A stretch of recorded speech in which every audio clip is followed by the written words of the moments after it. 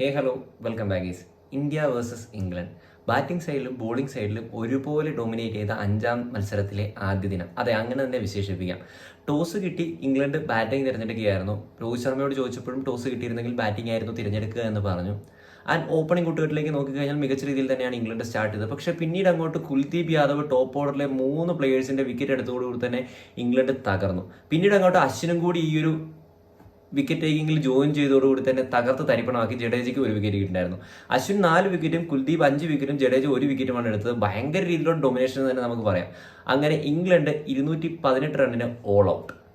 അങ്ങനെ അവസാന സെഷനിൽ ഇന്ത്യ ബാറ്റിംഗ് ഇറങ്ങുന്നു. ജയ്സ്വാളിന്റെയും നമ്മുടെ രോഹിത് ശർമ്മയുടെ മുഖത്ത് യാതൊരു രീതിയിലുള്ള സമ്മർദ്ദവും കാണാൻ സാധിക്കുന്നുണ്ടായിരുന്നില്ല. വളരെ മികച്ച രീതിയിൽ തന്നെയാണ് രണ്ടുപേരും കൂടി ബാറ്റ് ചെയ്തത്. നമുക്ക് ഡേ എൻഡ് ചെയ്യുമ്പോൾ ഒരു വിക്കറ്റ് പോയി എന്നുള്ളത് ഒഴിച്ചു കഴിഞ്ഞാൽ വേറെ പ്രശ്നങ്ങളൊന്നും തന്നെ അവിടെ ഫീൽ ചെയ്യുന്നില്ല. 83 റൺസ് കൂടി മതി ഇനി ഒരു ലീഡിലേക്ക് പോകാനായിട്ട്.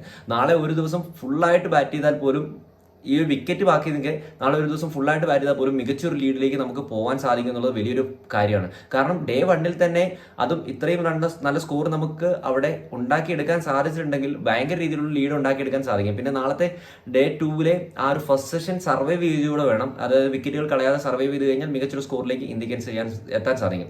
ഇംഗ്ലണ്ട് സൈഡിലേക്ക് നോക്കിക്കഴിഞ്ഞാൽ മൊത്തത്തിൽ തകർന്നടിഞ്ഞ മട്ടാണ്. ബാറ്റിംഗ് സൈഡിൽ കാര്യമായിട്ട് ആർക്കും കോൺട്രിബ്യൂട്ട് ചെയ്യാൻ സാധിക്കുന്നില്ല. അതോടൊപ്പം തന്നെ ഇവിടെ വിക്കറ്റ് എടുക്കാതെ വന്നപ്പോഴത്തേക്കും ബെൻ സ്റ്റോക്സിന്റെ മുഖത്ത് ഉൾപ്പെടെ വലിയ രീതിയിലുള്ള സമ്മർദ്ദം ഉണ്ടാകുന്ന നമ്മൾ കണ്ടു. ഫീൽഡിംഗ് ചേഞ്ചുകളൊന്നും പ്രോപ്പറായിട്ട് വർക്കൗട്ട് ആവാത്ത രീതിയിൽ കണ്ടു.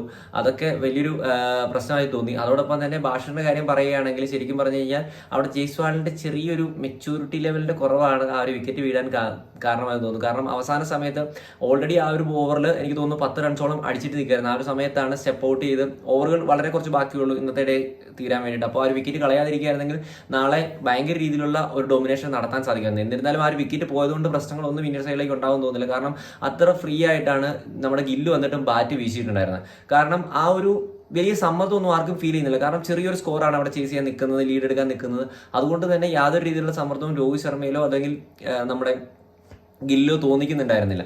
എന്തായാലും ജയ്സ്വാളും മികച്ചൊരു തുടക്കം തന്നെയാണ് നൽകിയത്. അവിടെ ബാഷറിനെ ആ ഒരു 3 സിക്സറുകൾക്ക് പറത്തി വിട്ടതൊക്കെ മികച്ച ഓവറായിരുന്നു. അതുപോലെ തന്നെ ജയ്സ്വാളിന് ഇഷ്ടപ്പെട്ട ഒരു കാര്യമാണ് അദ്ദേഹത്തിന്റെ സ്വീപ്പ് ഷോട്ട്. ഭയങ്കര ബ്രില്യൻ്റ് ആണ് കേട്ടോ. ബെറ്റർ കണക്ഷനാണ് അതിൽ കിട്ടുന്നത്. ഭയങ്കര പവർഫുൾ ആയിട്ടാണ് ആ ഒരു ബോൾ സ്വീപ്പിൽ പോകുന്നത്. ഭയങ്കര മനോഹരമാണ് അത് കാണാനും. അതോടൊപ്പം തന്നെ രോഹിത് ശർമ്മയിലേക്ക് നോക്കി കഴിഞ്ഞാൽ ഞാൻ പറഞ്ഞ പോലെ തന്നെ ഫിയർലെസ് ആണ്. ഓൾറെഡി ഫിയർലെസ് ആണ് ആശാൻ. അപ്പോൾ പിന്നെ പറയണ്ടേ. എന്തായാലും ഡേ 2 മികച്ചൊരു രീതിയിലുള്ള ഫസ്റ്റ് സെഷൻ കൂടി കഴിഞ്ഞു കഴിഞ്ഞാൽ ഉറപ്പായിട്ട് നമുക്ക് മികച്ച രീതിയിലുള്ള സ്കോറിലേക്ക് എത്താൻ സാധിക്കും എന്നുള്ളതാണ് യാഥാർത്ഥ്യം. ബാറ്റിംഗ് സൈഡിലും ബോളിംഗ് സൈഡിലും മികച്ച രീതിയിൽ പ്രകടനം കാഴ്ചവെച്ച ഇന്ത്യക്ക് അഭിനന്ദനങ്ങൾ. ഡേ 1 അടിപൊളിയായിട്ട് തന്നെയാണ് എൻഡ് ചെയ്തിരിക്കുന്നത്. അപ്പോൾ ഡേ 2 എന്ത് സംഭവിക്കുന്നത് കാത്തിരുന്ന് കാണാം. അപ്പോൾ നിങ്ങളുടെ അഭിപ്രായങ്ങൾ എന്ന് വെച്ചാൽ പ്രതീക്ഷിക്കും. ഗോകുല സരിവൺ.